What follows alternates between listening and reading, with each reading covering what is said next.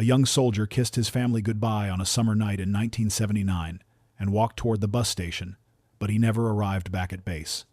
17 years later, his rusted dog tags rose from a stranger's backyard, reopening a mystery that refused to stay buried. The July air in North Carolina felt heavy that summer evening in 1979, thick with the smell of asphalt and cut grass, the kind of air that clung to your skin and slowed every step. At the Fayetteville bus station, Private First Class Mark Ellison shifted the strap of his duffel on his shoulder and joined the small crowd waiting for the Greyhound that would take him east to Wilmington.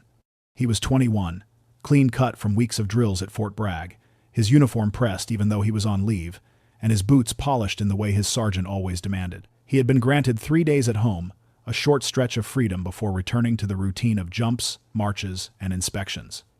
He looked forward to his mother's cooking, the smell of the ocean, and the quiet of his childhood street. The bus hissed to a stop, and Mark climbed aboard, sliding into a seat near the window. He nodded politely to an older woman with a paper grocery sack on her lap and set his duffel under the seat. The lights of Fayetteville slipped away, replaced by stretches of pine forest and empty fields glowing faintly in the dusk. Mark leaned his head against the glass, watching the shapes of barns and gas stations flicker by.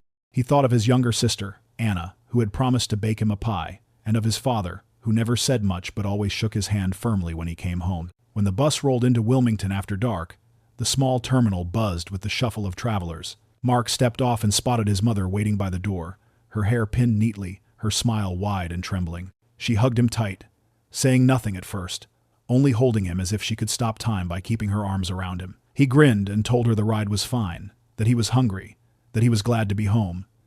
They drove back to the little house on Dawson Street where the porch light glowed and Anna rushed out to greet him. Inside, the kitchen smelled of chili and cornbread, and the three of them sat late into the night, trading stories, laughing, pretending that 3 days could stretch longer than the calendar allowed. On Sunday evening, he was supposed to board the bus back to Fort Bragg. He packed his duffel carefully, folding his spare uniform and slipping his dog tags into the small pocket where he always kept them. He promised his mother he would be careful, promised Anna he would write more often, and hugged them both before walking down the street toward the station. The last anyone in his family saw of him was his figure under the street lamp, tall and steady, carrying the duffel across his back. When Monday morning came and no call arrived from Fayetteville, his mother began to worry. By Tuesday afternoon, she was calling every number she knew, the bus terminal, the base, even the police station. The answers were the same. No one had seen him arrive. By the end of the week, the Army listed him as absent without leave, AWOL in their records, another soldier who had simply disappeared between duty and home. For his family, it was not a line on a form. It was a silence that spread through every room of the house, a question without an answer, and the beginning of a search that would last for years. Ruth Ellison sat at the kitchen table with her hands wrapped around a cold cup of coffee, staring at the clock on the wall as if willing it to move backward. It had been more than a week since her son Mark failed to return to Fort Bragg, and still the phone had not rung with news. The Army officer who came to the door had spoken in a clipped voice, saying that Mark was now listed as absent without leave. Ruth had listened, nodding politely, but when the door closed, she shook her head and whispered to herself that it was a mistake. Mark would never desert, not her boy who had spent years working toward Special Forces selection, not the young man who carried pride in every polished boot and crisp salute. She had seen the shine in his eyes when he talked about jumps and drills, about pushing himself harder than the rest. He had told her once that he wanted to make her proud, and she carried that memory like a shield against the words the Army used. Anna, Mark's younger sister, had been the last one to hear his promise. On that Sunday night before he walked toward the station, he leaned down and told her he would be back by Sunday. He said it softly, like it was a secret between them, and she believed him. She remembered the weight of his duffel bag over his shoulder, the way he smiled even though his eyes looked tired, and she clung to that moment as proof that he had meant to return. Anna was only 16, still in high school, and the whispers at school already reached her ears. Some classmates repeated what their parents had heard, that Mark had run off to Canada, that he had joined a gang, that he had left because he was scared of the Army. Each rumor cut her deeper, but she would not show it. She told them all that Mark was steady, that he would never leave without a reason, and when she got home, she shut herself in her room and cried into her pillow so her mother would not hear. Ruth tried to push forward with the routines of life, but every corner of the house carried Mark's presence. His jacket still hung on the hook by the door, his football trophies still sat on the shelf in the living room, and the smell of his shaving cream lingered faintly in the bathroom. She refused to pack any of it away. To do so would be to admit he was gone by choice, and that was something she could not believe. When neighbors came by with cautious questions, Ruth answered firmly that Mark was devoted to the army, that he was preparing for the next stage of his career, that something had gone wrong beyond his control. At night she sat by the window, the porch light burning, her eyes fixed on the street as if he might appear at any moment. Anna sometimes joined her, resting her head on her mother's shoulder. Together they sat in silence, their hope refusing to fade. They believed that Mark had not walked away from them, that whatever had happened was keeping him from coming home. Not a choice he had made. Denial, some might have called it, but for Ruth and Anna it was faith, and it was the only way they knew how to breathe. The Wilmington Police Department opened the file on Mark Ellison in the last days of July 1979, when the Army's notice of absence reached their office, and Ruth's daily calls pressed them into action. 2 uniformed officers drove the grid of streets that stretched between the bus station and the Ellison home, stopping at diners and gas stations where a young soldier might have been seen. They carried a black and white photo that Ruth had given them, Mark in his dress uniform, jaw square, eyes clear, the kind of face that should have stood out in memory. But every counterclerk and every bartender shook their head. No, they had not seen him. The search widened. Detectives walked through the dim bars near the waterfront, places where off-duty servicemen often gathered. The smell of beer and smoke hung heavy, and the jukebox in the corner never stopped playing. Each time the photo was shown, patrons leaned back, squinting, some claiming that every soldier looked the same after a few drinks. A few thought they remembered him, but the details never lined up. One man said he saw Mark on Friday, another swore it was Sunday, and none of it held. The trail seemed to vanish before it began. Police checked motels along Market Street, the kind where the neon flickered and the front desk clerk dozed behind the glass. They flipped through registers looking for his name, for anything close, but no Ellison had signed in. They asked to see the guest rooms, walked past peeling paint and the smell of mildew, but found nothing. The motels gave no answers. It was a patrolman, assigned to canvas payphones, who stumbled onto the only real clue. At a booth near an old grocery store, just 2 blocks from the home of Mark's Uncle Harold, the glass door hung crooked on its hinges. Inside, wedged under the phone, was a battered brown wallet. The officer opened it carefully, flipping past worn bills and a driver's license. The name was clear: Mark Ellison. When detectives brought the wallet to Ruth, her hands shook so badly she could barely hold it. She pressed the leather to her chest, whispering his name, as if the object itself carried his heartbeat.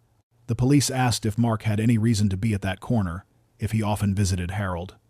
Ruth stiffened. The 2 men were not close, she said, not since Harold's troubles with cards and debt had strained the family. Still, the booth was near his street, and the coincidence hung heavy in the room. Officers questioned Harold that same evening. He stood in the doorway of his small house, eyes tired, insisting he had not seen his nephew in months. He said the wallet must have been dropped by someone else, or stolen and left behind.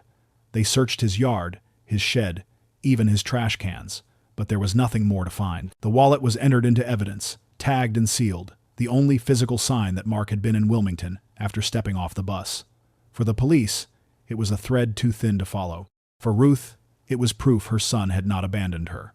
For Anna, it was hope mixed with fear, because if his wallet was left behind, then something had gone terribly wrong. The first search closed with more questions than answers, and the silence around Mark grew heavier with every passing day. By late August, the calls to Fort Bragg brought the same short answers, each one colder than the last. At first, the officers on duty told Ruth that Mark had probably been delayed, that he would turn up soon, that young soldiers sometimes made mistakes and missed a bus. But as the weeks slipped by, their tone hardened. When she called the personnel office one morning, she was told flatly that Private First Class Mark Ellison had been marked a deserter. His name had been entered into the record, his pay and benefits suspended, his bunk reassigned as if he had never existed. The word hung in the air like a curse. If stories like this move you, don't forget to subscribe to our channel, leave a like, and share in the comments where you're watching from. So, thanks for watching. Ruth sat at the kitchen table with the letter in her lap, reading the lines again and again until the paper blurred. She knew what that word meant. It meant her son was branded a coward, a man who had turned his back on the flag he had sworn to serve. It meant his years of training and sacrifice had been reduced to a single accusation. She whispered his name, shaking her head, refusing to believe it. Mark had dreamed of special forces, had pushed himself through long marches and punishing drills because he wanted to rise above. He would not have thrown that away. Anna saw how the news spread through town, Neighbors lowered their voices when the Ellisons walked by. At school, classmates repeated what they had overheard from their parents, that Mark had deserted, that he had shamed his uniform. Anna clenched her fists and walked away, refusing to answer, but the words clung to her like smoke. At night she sat in her room, staring at the framed picture of her brother in his dress uniform, remembering how proud he had looked, and she told herself over and over that the army was wrong. The stigma weighed on Ruth like a stone. She had always been proud to say her son was serving at Fort Bragg. Now when she went to the store, she felt eyes on her, saw the way neighbors avoided her gaze. She heard whispers about how some families raised boys who could not handle discipline, about how Mark must have cracked under pressure. She wanted to scream that they did not know him, that he was devoted, that something terrible must have happened. Instead, she kept her head high, carrying her basket through the aisles as if the gossip could not touch her. At the base, the commanders moved on quickly. New recruits arrived every week, and the absence of one soldier barely made a ripple. For them, Mark was a line crossed out on a roster, a file tucked into a cabinet. His bunk was filled within days, his belongings packed into a box and sent home. The army did not dwell on mysteries. To them, a deserter was gone, and the mission continued. Back in Wilmington, the family lived under the shadow of that verdict. The word deserter followed them everywhere, written in official letters, spoken in low tones at church, carried in the silence of friends who no longer visited as often. Ruth kept the porch light burning each night, waiting for footsteps that never came. Anna sat beside her sometimes, her head against her mother's shoulder, whispering that Mark had promised to come back. They clung to that promise, while the army closed the book, leaving them with nothing but the ache of absence and the weight of shame they knew did not belong to him. At Fort Bragg, the name Ellison began to drift through the barracks like smoke, always spoken in half tones, never straight to the sergeant's face. A soldier goes missing and the story grows legs, each man adding his own detail until no one knows what is true and what is invention. Some said he had slipped across the northern border to Canada, that he was tired of the discipline and wanted out before his contract pulled him deeper into the army. Others whispered he had gotten caught moving contraband through the bus lines. Small packages of pills or rolled bills passed between soldiers and locals. A few swore they had heard he was tangled with bikers who prowled the outskirts of town, men with patches on their jackets and long knives on their belts. Each rumor was a shadow, and together they formed a wall of doubt around his name. For the men still training, Ellison became a cautionary tale. They said his boots had always been too clean, his salute too sharp, that he must have been hiding something. In the mess hall, a private leaned across the table to another and said he had seen Ellison slip out of the barracks late at night, meeting someone by the fence. By the end of the week, that story had been repeated enough that even men who never knew him swore it was fact. The army did not waste time correcting the tales. Once a soldier was marked a deserter, the stain stayed. Back in Wilmington, the stories trickled down to Ruth through the cracks of conversation. A cousin called to say he had heard Mark was running with bad company. A neighbor muttered that someone saw his name in a paper up north. Each word landed like a blow. Ruth refused to believe any of it. She stood firm in her kitchen, telling anyone who dared to ask that her son was steady, that he had lived for the army, that he would never walk away from his duty. But the harder she defended him, the more it seemed like people stopped listening. They nodded politely, their eyes saying they had already chosen what to believe. Anna felt it too in the halls of her high school. Boys in jean jackets teased her that her brother had joined a gang. Girls whispered that he had gotten someone in trouble and fled before the MPs caught him. She kept her head down, her books clutched to her chest, and walked past them without a word. At home, she shut her door and cried quietly, so her mother would not hear. She remembered the last night, the way Mark had promised he would be back, and she held that memory as proof against the lies. Ruth wrote letters to anyone who might help, congressmen, veterans groups, even the army chaplain, insisting that her son was being smeared by gossip. The replies were short and formal, offering sympathy but no answers. She pinned Mark's photograph to the living room wall, his face stern in uniform, and told herself that the truth would outlast the whispers. Still, when she lay awake at night, she could not keep the rumors from echoing in her mind. The thought that strangers were rewriting her son's life while she sat powerless in her house tore at her heart. Ruth Ellison could not sit still once the army branded her son a deserter. The word felt like a stain that no soap could wash away, and every hour she stayed in her house it seemed to spread deeper into the walls. So she took unpaid leave from her job at the sewing plant, telling her supervisor she did not know when she would be back, and began her own search. With a stack of flyers bearing Mark's photograph and the words "Missing Soldier" across the top, she drove the highways of coastal Carolina, pinning paper to every telephone pole and bulletin board she could find. She started in Wilmington, walking into corner stores and bars where the smell of smoke and beer hung heavy, asking strangers if they had seen a young man with a sharp haircut and steady eyes. Most shook their heads quickly, eager to turn away from her grief, but a few paused, squinting at the picture as if it tugged at some faint memory. One bartender said he thought he had seen someone like that near the waterfront late in July, but he could not be sure. Another swore he remembered him walking down Market Street with 2 other soldiers, though he could not place the date. Each story lifted her heart for a moment, then left it heavier when the trail went nowhere. At night she returned home, taping more maps to the kitchen wall, marking the places she had searched with a red pen. Anna watched from the doorway, afraid to interrupt, seeing her mother's face set in a determination that looked both fierce and fragile. Ruth would rise before dawn, pour coffee into a thermos, and drive out again, her purse filled with flyers, her eyes scanning every face at every rest stop. By autumn she pushed beyond North Carolina, chasing a rumor that Mark had been seen at a truck stop in Virginia. The drive was long, the highways crowded with 18-wheelers that roared past in waves, but she did not turn back. She parked beside the glowing diner, walked through the haze of frying oil and cigarette smoke, and held up her son's photograph to every driver hunched over a plate of eggs. Most only shook their heads, some muttered that they had no time, and a few gave half smiles of pity. She returned to her car that night with nothing but the hum of tires in her ears, the flyer stack lighter, her hope bruised but still alive. Weeks turned into months. Ruth's savings thinned, her house grew quiet, and still she pressed on. She questioned motel clerks, bus drivers, waitresses, anyone who might have caught a glimpse. She drove down dirt roads to towns so small they barely had a stoplight, always clutching the same photo, always asking the same question. No one gave her the answer she needed. When winter came, the edges of the flyers curled with damp and faded in the cold air. Still, she kept posting them, as if paper and tape could hold her son's presence in the world. Nothing came of it, but Ruth told herself that somewhere, someone would see his face, remember his voice, and call her. Until then, she would keep driving, because to stop would be to admit that the rumors were stronger than her faith. Anna Ellison sat cross-legged on her bedroom floor, the picture of her brother propped against the dresser, the glass cracked from where it had fallen weeks earlier. She traced the line of his jaw with her finger and tried to remember the sound of his voice.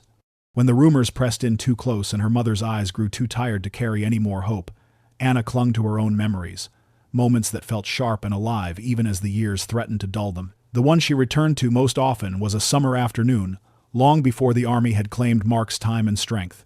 She had been 8 years old, her knees scabbed from too many falls, her small blue bicycle leaning against the porch railing with its chain clattering loose. The training wheels had been taken off that week, and she had already declared that she would never ride it again, that the ground was too hard and the street too wide. Mark, 12 then, came out of the house holding 2 peanut butter sandwiches, his hair sticking to his forehead from the heat. He handed her one and sat beside her on the steps until she stopped crying. He told her that fear was only a trick the mind played, that if she looked forward instead of down she would find balance. She shook her head, stubborn and certain, but he only smiled. He walked the bike out to the street and held it steady while she climbed on. His hand pressed firm against the back of the seat, his voice calm and even in her ear. "Pedal, Anna, just pedal, I've got you." The wheels wobbled, her breath caught, but he jogged beside her, steady as a fence post, never letting go until she found her rhythm. She looked over her shoulder then, ready to shout that she could not do it, and saw that his hand was no longer on the seat. He was a few steps behind, grinning wide, calling out that she was flying. For a moment she felt like she truly was. When she crashed into the grass at the end of the block, Mark was there before she could cry, lifting her up, brushing dirt from her elbows. He promised he would always be there, that he would never let her fall too far. She had believed him with the unshakable certainty only a child could hold. That promise had carried her through scraped knees, failed tests, and the awkward years of high school. It was the anchor she tied herself to each night when she thought of the word the army used, deserter, a word she could not make fit the boy who once ran beside her in the summer sun. Now she closed her eyes and tried to hold on to the warmth of that day, the sound of his laughter, the way the tires hummed against the pavement. The ache of his absence sharpened with every detail, but she refused to let the memory slip away. If she could keep that moment alive, she told herself, then some part of him was still here, still keeping his promise, still holding her steady, even if the rest of the world believed he had let go. By the spring of 1980, the file with Mark Ellison's name on it was already growing dusty in the drawers of the Wilmington Police Department. Detectives had followed every call that came in, from supposed sightings at bus stations to rumors that he had been spotted hitchhiking on country roads, but nothing had ever solidified. Each lead ended the same way, with a shrug and a note scribbled in the margin, unable to confirm. After months of chasing shadows, the department decided there was no more to be done. The case was closed quietly, marked inactive, filed away with the hundreds of other names that never found resolution. When Ruth heard the words, her knees nearly gave out. She sat across from the detective's desk, her hands twisted together, her heart pounding with disbelief.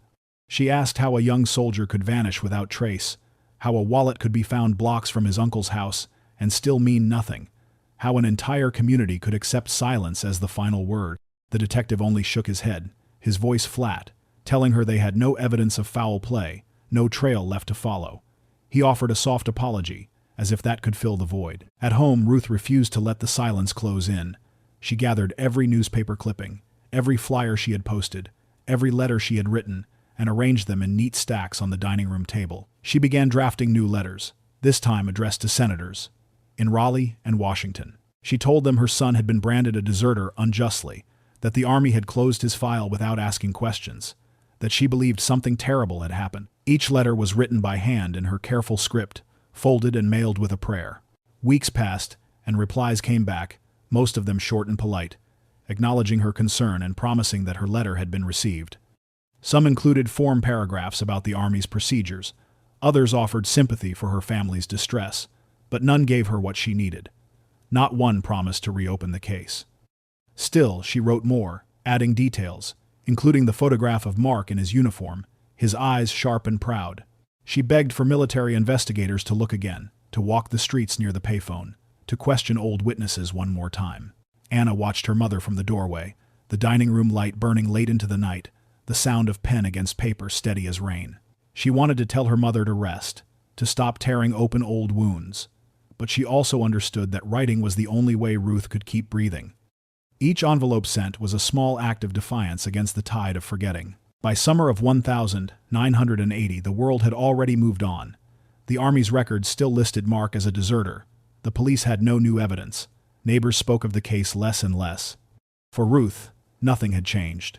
She kept the porch light burning, she kept the letters flowing, and she kept her son's name alive in every way she could. Even if no one answered, she would not allow silence to be the last word. The years of the 1980s slid by with a slow weight, each one adding another layer of dust to Mark Ellison's file in the police archives.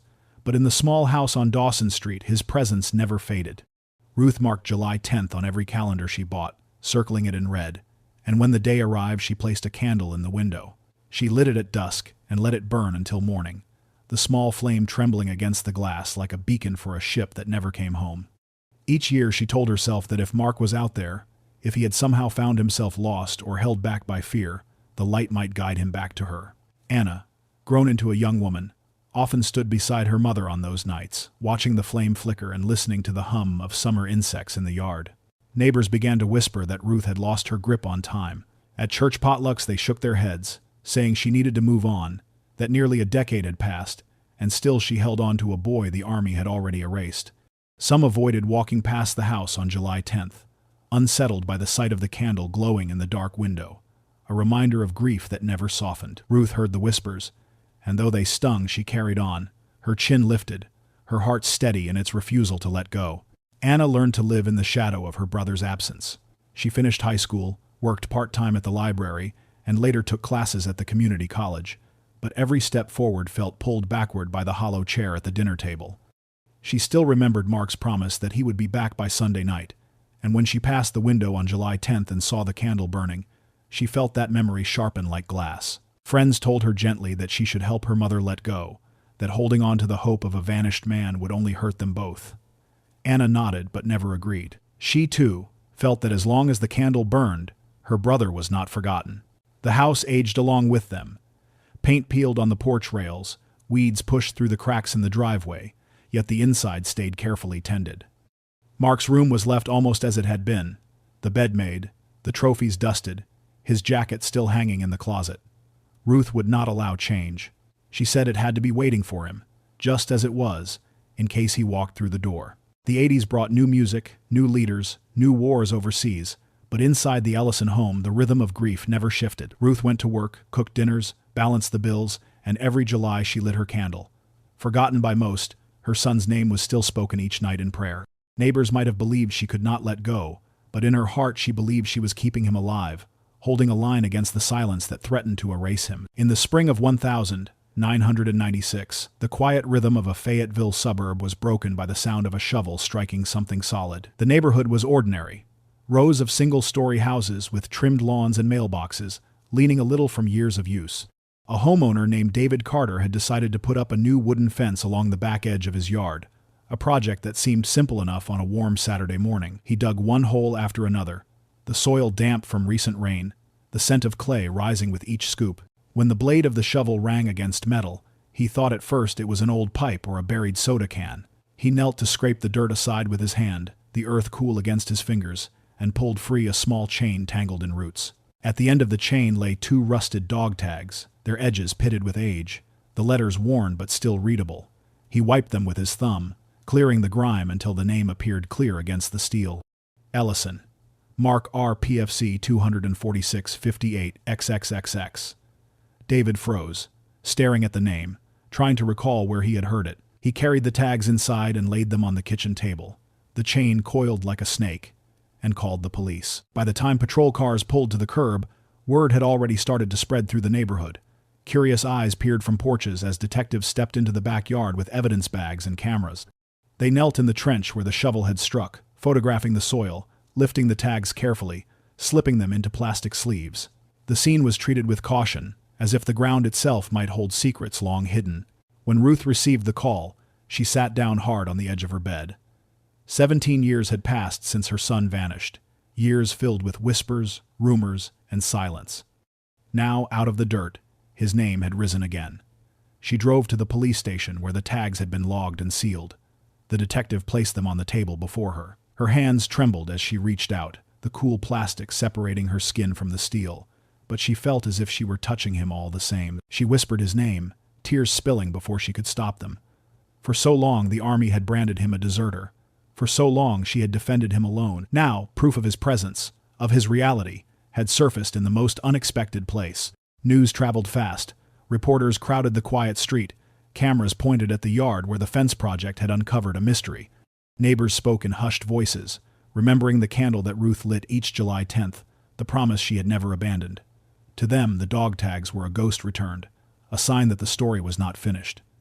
For the Ellison family, it was both a wound reopened and a fragile thread of hope. The ground had given up his name, but not yet the truth of what had happened beneath its surface. The discovery of the dog tags spread faster than anyone could have expected. Within hours, patrol cars lined the quiet street, their blue lights flashing against the windows of tidy houses that had never seen such commotion. Detectives walked the backyard with measured steps, marking the ground with small flags, photographing the narrow trench where the shovel had struck metal. Neighbors gathered in clusters on their porches, whispering as uniformed men lifted evidence bags and carried them to waiting cars.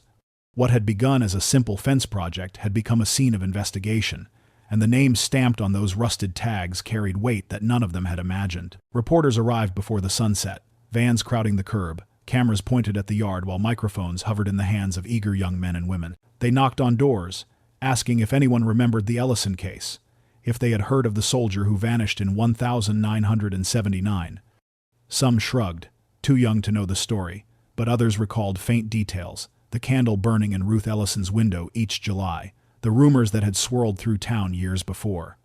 Soon the name was back in headlines, printed in bold, soldiers' dog tags found 17 years after disappearance. The police called Ruth that same evening. She sat in her small living room, the television muted, the sound of her own breathing loud in her ears as the detective explained what had been found. She was 63 now, her hair streaked with gray, her hands lined and strong from years of work, yet in that moment she felt as fragile as glass. She drove to the station with Anna by her side, the ride silent, the weight of hope and dread pressing into every mile. In a small room, a detective placed the clear evidence bag on the table.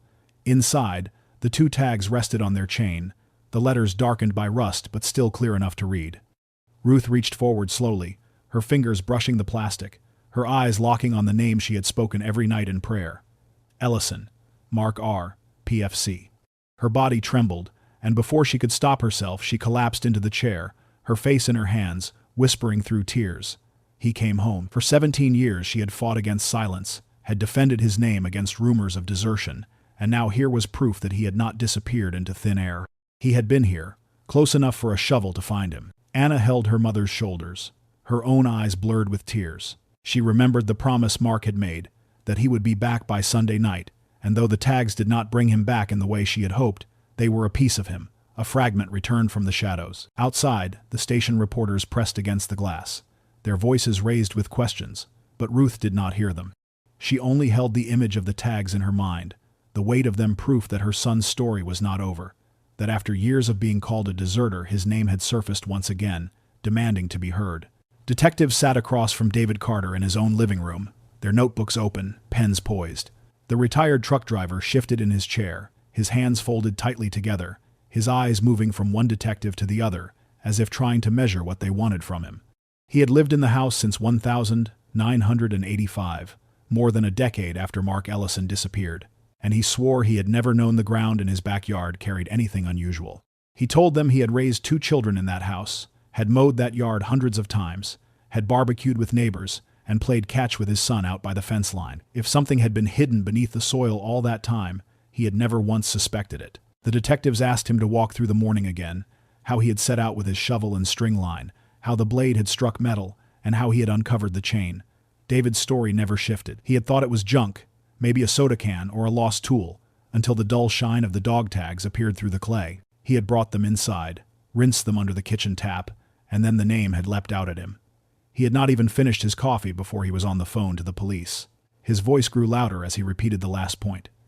He had called them himself. He had nothing to hide. The detectives pressed harder, asking whether he had ever noticed disturbances in the soil, whether he had dug in that part of the yard before, whether anyone else had access.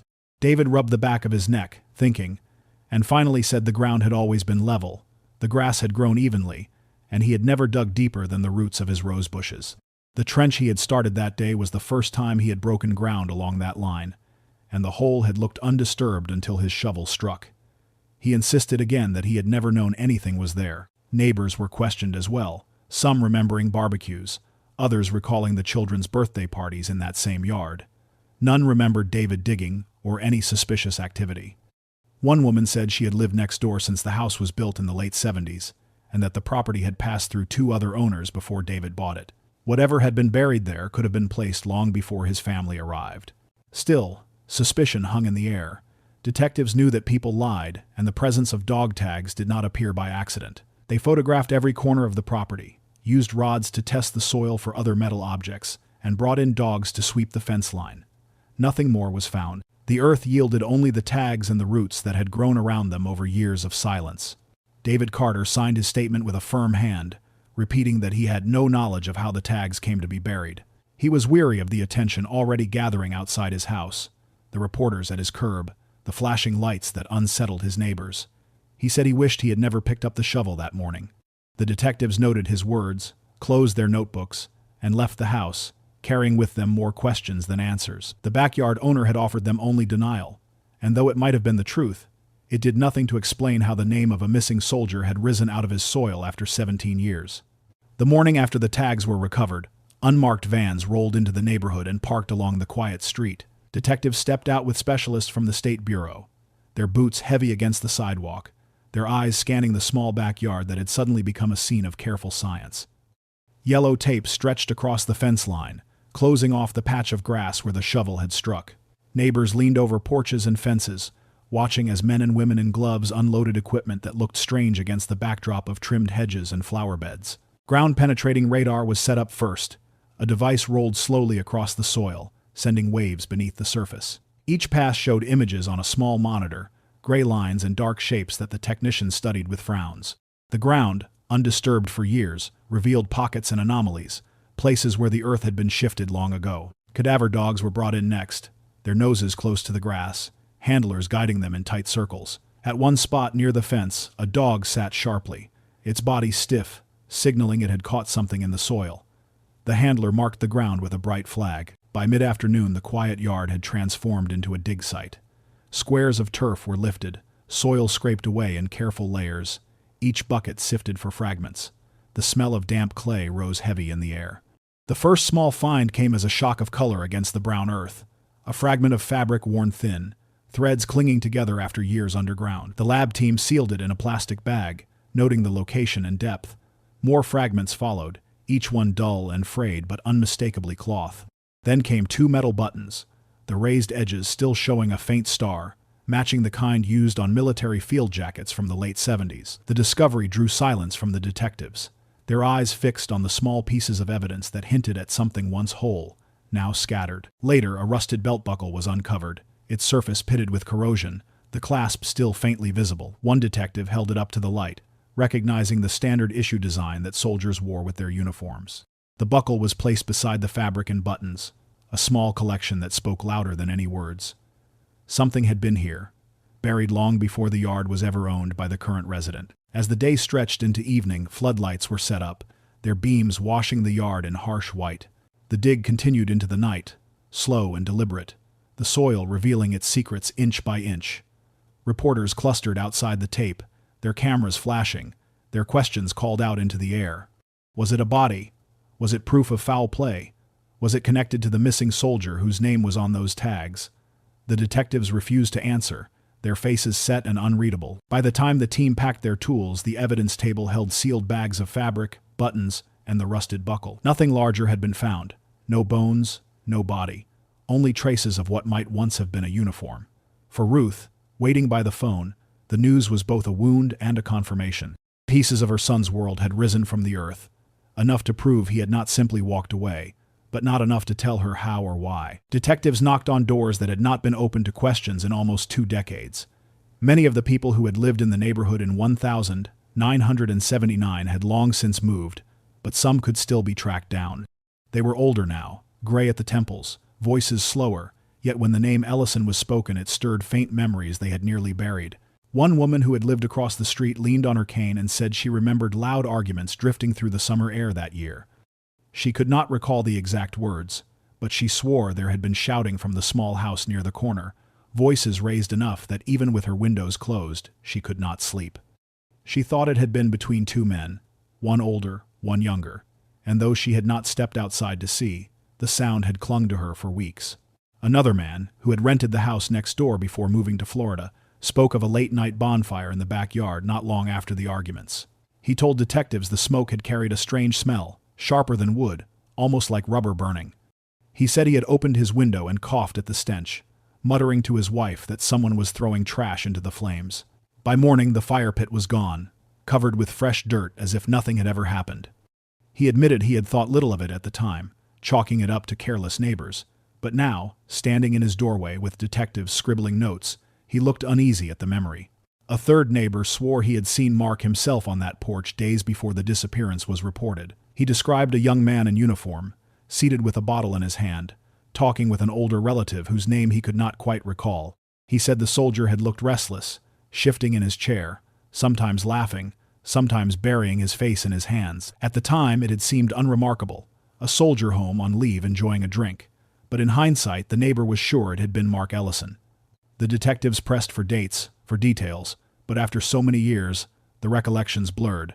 Some could not agree on which week the arguments had been heard. Others insisted the bonfire happened earlier in the summer, not in July. The porch sighting was contradicted by another resident who claimed the young man had not been in uniform at all but wearing jeans and a t-shirt. Memory, softened by years, bent under the weight of certainty. Yet even with the gaps and contradictions, the echoes of that summer painted a picture darker than the Army's simple verdict of desertion. Reporters latched on to the testimonies quickly, filling columns with quotes about smoke that smelled wrong and voices that carried through the night. For Ruth, each article was both pain and vindication. She had said for years that her son had not vanished by choice, and now the neighbor's words hinted at struggle, at secrets long buried. Still, nothing was proven. No body had been found, no arrest made, only fragments of fabric and memories that shifted like smoke whenever someone tried to grasp them. Detectives soon found their attention circling back to a man whose name had lingered on the edges of the case from the very beginning. Harold Ellison, Mark's uncle, had lived only 3 blocks from the payphone where the wallet was discovered in 1979. At the time, his connection had been considered, but without evidence, the line of inquiry had grown cold. Now, with fragments of a uniform and dog tags rising from the soil of a nearby yard, his shadow loomed larger than ever.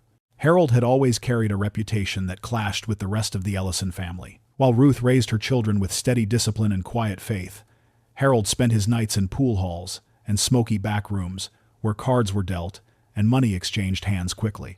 Neighbors remembered him as a man who laughed too loud when the bottle was full and scowled too deeply when the bottle ran dry. He was known to owe money more often than he held it, and the men who came knocking on his door were not the kind who offered friendly reminders.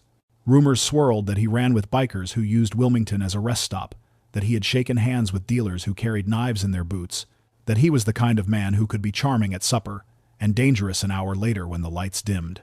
When Mark vanished, the police questioned Harold, and he had stood in his doorway with tired eyes, claiming he had not seen his nephew in months. They searched his yard, his shed, even his trash cans, and nothing tied him to the disappearance. Without more, suspicion faded, though Ruth had always felt a quiet unease about him. Now that the case was reopened, detectives revisited his history. They pulled old arrest reports for disorderly conduct, minor assaults, gambling charges that had been dismissed. None amounted to much on paper, but together they painted the picture of a man who lived on the edge of trouble. The difficulty was that Harold was no longer alive to answer questions. He had died in 1991, a heart attack in a motel room just outside Raleigh. No one had claimed his body for days, until a cousin identified him, and he had been laid to rest with little ceremony. Whatever he might have known about the summer of 1979 was buried with him. Still, detectives spoke with old acquaintances, men who had shared card games and long nights of drinking. They said Harold was always short of cash, always promising to pay debts he could not cover, and that he sometimes hinted about having family in the army. One recalled him bragging that he could get things through his nephew, though whether it was true or just loose talk no one could say. For Ruth, hearing Harold's name surface again stirred old dread. She had never trusted his smile, never liked the way he had leaned too close when he spoke. Now she wondered if her son had been pulled into his uncle's troubles, if that shadow had swallowed him whole. The thought kept her awake at night, staring at the ceiling, whispering Mark's name. But with Harold long dead, the truth seemed locked away forever, carried beyond reach by a man who had taken his secrets to the grave. The investigation widened beyond the small trench where the dog tags had been found. Detectives knew that secrets rarely stayed in one place, so they requested permission to search the house next door to the yard that had given up the evidence. The property had been rented out for years, passed from one tenant to another, its crawl space used mostly for storage. When the boards were pried open, the smell of damp wood and stale dust filled the air. Investigators crawled beneath the house on their stomachs, flashlights sweeping across the dirt floor, their beams catching on spiderwebs and fragments of old insulation. For the first few minutes, it seemed like nothing more than forgotten rubbish, but then a light fell on something half buried in the soil, the dull outline of a pistol. Gloved hands lifted it carefully, brushing away the dirt. It was a Colt .45, its surface mottled with rust, the barrel clogged with years of grime. The serial number was still legible, and when they ran it through the system, it came back registered to Harold Ellison. The discovery tightened every suspicion that had been building. Detectives sealed the weapon in evidence bags and carried it back to the lab. The weapon was badly deteriorated, its firing pin broken, but ballistics experts worked patiently, restoring what they could and examining the grooves along the barrel. Weeks later, they confirmed that the pistol matched shell casings from 2 unsolved shootings in the late 70s. Both had occurred in Wilmington, both involving men with ties to gambling debts and late-night disputes. At the time, no arrest had been made, only rumors about who might have been involved.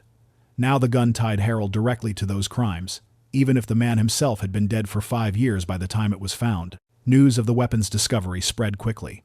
Headlines called it a chilling link, a piece of steel that carried the weight of old violence. For Ruth, it was another blow. She had long feared that Harold's shadow had fallen over her son, and now here was proof that he had lived in darker company than she had wanted to admit. She sat at her kitchen table with the paper spread before her, the picture of the rusted gun stark against the print, and whispered that Mark had never belonged in that world. Detectives pressed harder on old acquaintances of Harold, men who remembered smoky rooms and heavy bets, but most only shook their heads. Some admitted they were not surprised. Others said they had suspected him for years, but none could give answers about Mark. The broken pistol linked Harold to bloodshed, but it did not tell them if the missing soldier had been one of his victims or merely collateral caught in a life he never chose. The crawl space was sealed again after the search, but the memory of what had been pulled from the dirt lingered. It was as if the ground itself was slowly surrendering secrets one by one, each object rising to the surface after years of silence. a rusted Colt, a pair of dog tags, fragments of cloth, each piece tightening the mystery. For the detectives, it was evidence. For Ruth, it was torment. And for the community, it was a reminder that the past had not finished speaking. The discovery of the dog tags and the rusted pistol did not bring the Ellison family together. Instead, it cracked them open, exposing old wounds that had never fully healed. Relatives who had once gathered around Ruth's kitchen table now argued in sharp tones, each convinced they held the truest picture of what happened to Mark. Some believed without doubt that Harold had lured the young soldier to his death, that his gambling debts and ties to dangerous men had dragged Mark into a situation he could not escape. They spoke of the arguments neighbors remembered, of the bonfire that left smoke hanging in the summer air, of the pistol found under the crawlspace. To them, the pieces fit too neatly to be coincidence. They said Mark had trusted his uncle, and that trust had destroyed him. Others resisted the conclusion. They argued that the tags could have been planted, that someone else entirely had buried them, that Harold was guilty of many things but not necessarily of killing his own nephew. They pointed out that no body had been found, that after 17 years it was still possible, however unlikely, that Mark was alive somewhere. They clung to that slim hope with a fierceness born not from logic but from the unwillingness to let grief become final. The debates grew louder at family gatherings. Cousins who had once played together as children now sat on opposite sides of the room, whispering bitterly about betrayal and denial. One aunt accused another of spreading lies, while an uncle slammed his hand on the table and demanded that everyone face the truth. Even Anna, who had spent her teenage years defending her brother's name, found herself caught in the middle. Part of her longed to believe he might still be alive, wandering under another name far from the uniform that had branded him a deserter. But the evidence pulled her toward the darker conclusion, and she often found herself silent, unable to choose a side without breaking her own heart. For Ruth, the fracture was almost unbearable.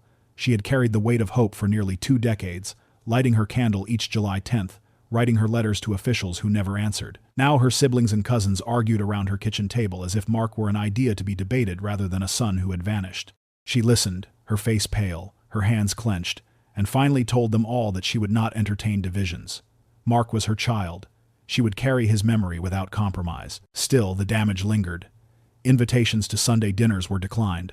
Phone calls cut short. The family split into camps, some gathering evidence to prove Harold's guilt, others spinning theories of survival. Old resentments surfaced too, grievances about money borrowed and never returned, about who had helped Ruth after the disappearance and who had kept their distance. The mystery of Mark's fate became the stage for every buried tension. What none of them said aloud, though many felt, was that even if the truth one day came out, the fractures might remain. The Ellisons were no longer bound by shared grief but divided by it, each person carrying a different version of Mark in their mind. He was either a victim of Harold's shadow or a lost man still walking under distant skies. Either way, the family could not agree, and the silence that followed each argument was as heavy as the years that had already passed. The discovery of the tags, the fabric fragments, and the pistol forced the case back into the open. By the end of 1996, the Wilmington Police Department assigned 2 detectives from the cold case unit to take over the file. They spread the old reports across their desks, pages yellowing at the edges, and read through the testimony that had once been considered dead ends. With new evidence in hand, they no longer viewed Mark Ellison as a soldier who had simply walked away from his duty. They reclassified the case as a suspected homicide, giving it a new number and a renewed sense of urgency. Detectives spoke at a press conference in January, their words measured but clear. The Ellison disappearance was now being treated as a criminal investigation. They urged anyone with information, no matter how small, to come forward. For the first time in nearly 2 decades, Ruth felt the weight of official voices echoing what she had been saying all along. She watched the broadcast from her living room, tears sliding down her cheeks, whispering that her son's name had finally been lifted out of the shadow cast on it by the word deserter. The Army could not ignore the shift. Records that had long branded Mark as absent without leave were pulled back for review. Officers at Fort Bragg received the cold case report, and after weeks of discussion, the decision was made to amend his status. The word deserter was removed, replaced with missing. It was a small change on paper, a few strokes of a pen, but for Ruth it was like watching a stain scrubbed from her son's name. She carried the letter from the Army in her purse, unfolding it often, reading the lines until she knew them by heart. The possibility of posthumous status was also raised. Army officials admitted that evidence now suggested Mark had likely met with foul play, though without a body they could not declare him killed in action or dead by confirmed cause. The review board scheduled hearings to decide whether he would be honored as a missing soldier rather than a deserter. Veterans groups began to mention his case in newsletters, holding it up as an example of how bureaucracy sometimes buried the truth. Not everyone agreed with the change. Some former commanders argued that the Army could not make exceptions without proof, that too many soldiers had vanished in the past and the record had to remain consistent. Others pushed back against what they saw as a correction long overdue, saying no family should be forced to live under the brand of desertion when evidence suggested otherwise. The debate swirled through military circles and small-town diners alike, each voice carrying its own certainty. For Ruth and Anna, it was not about politics or procedure. It was about dignity. They stood together at the small memorial wall in Wilmington where local veterans were honored, their eyes tracing names etched into stone. Mark's was not there yet, but Ruth whispered that one day it would be, and when it was, no one would call him a coward again. The case was open once more. The Army had shifted its record, and for the first time in years, the Ellison women felt the silence around Mark begin to break. The press conference was held in a plain municipal building, the kind with beige walls and humming fluorescent lights, but for Ruth Ellison, it felt as heavy as a courtroom. Reporters filled the chairs, their pens ready, cameras balanced on their shoulders, the air buzzing with the low murmur of anticipation. A podium stood at the front of the room, a microphone tilted forward, and beside it a small table stacked with folders from the cold case unit. When Ruth was guided to the front, her steps were slow but steady, her face pale yet resolute. She had waited 17 years for her son's name to be spoken in this way, and she carried the weight of every candle burned, every letter written, every night spent, staring at the empty street. She gripped the edges of the podium, her hands trembling, and for a moment she only looked at the crowd, the flashes of cameras reflecting off her glasses. Then her voice came, quiet at first, almost swallowed by the room, but each word sharpened as she pressed forward. "They called my son a deserter," she said. "The Army branded him with a word that followed us like a shadow. I lived with it in every grocery store aisle, every church pew, every whispered conversation. But now they dig up his name in a backyard, and they tell me fragments of his uniform lay under the soil. I want the record set straight." The words hung in the air like a bell tolling. Reporters stopped scribbling, their heads tilted, the room unusually still. Ruth's voice cracked, but she did not falter. She spoke of Mark's devotion, of his dreams of special forces, of the nights he polished his boots until they shone. She told them how he had promised to come back by Sunday night, how she had watched him disappear down the street with his duffel bag, and how the years that followed had been filled with silence instead of footsteps. She admitted her anger at the Army, at the police, at neighbors who had believed the worst. Yet beneath it all she spoke of a mother's grief that had never dimmed, a love that refused to let a young man's name be defined by rumors. Anna sat in the front row, her eyes glistening, her hands folded tight in her lap. She felt pride and sorrow twist together as she watched her mother stand taller than she ever had before. The detectives behind the table shifted, their faces solemn, knowing the force of her words would echo beyond this small building. When Ruth finished, the room remained silent for a long moment. Then questions burst forward, shouted over one another, but Ruth had already stepped back, her shoulders trembling with exhaustion. She had said what she needed to say. The rest belonged to those who would carry her words into headlines and broadcasts. For her, it was not about the cameras, it was about Mark. She whispered his name as she left the room, and for the first time in years she felt the sting of shame loosen its grip. Her son's record was not yet fully cleared, but the world had heard her voice, and silence no longer defined his story. By the spring of 1997, the Army finally moved to close the chapter that had been left open for nearly 2 decades. After months of review, hearings, and the steady push of the cold case detectives, Mark Ellison's record was amended. The word deserter, stamped across his file in bold letters for 17 years, was erased. In its place came a phrase that felt both heavy and incomplete: killed circumstances, undetermined. It was the closest the Army could come to an admission that Mark had not walked away from his duty, that something darker had claimed him, though the exact truth would never be written in ink. For Ruth it was not justice, but it was vindication. Her son's honor had been returned, even if the price was the acknowledgement that his life had ended without clarity. That summer a small ceremony was held at Fort Bragg.